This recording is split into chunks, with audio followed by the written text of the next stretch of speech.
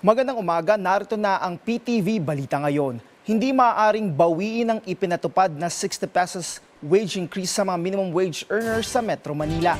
Ayon kay DOLE Secretary Francis Tolentino, bago pa lumabas ang order ay nakapagdagdag na ng 60 pesos ang ilang mga employer para sa arawang sahod ng mga manggagawa.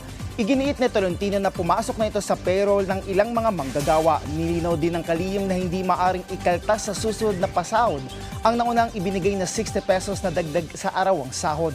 Tiniyak ng DOLE na maninindigan sila sa kanilang desisyon at ipaglaban ang karapatan ng mga manggagawa sa pamamagitan ng Office of the Solicitor General. Sa ibang balita, pasok na sa semifinal round ng mabadalak DC Open si Pinay tennis star Alex Ayala matapos itong talunin si second seed Elina Svitolina sa score na 6-3, 6-4. Ito ang kanyang ikalawang panalo laban kay Svitolina matapos niyang mapagtagumpayan ang kanilang pagharap sa Berlin Open noong nakalipas na buwan gamit ang parehong score.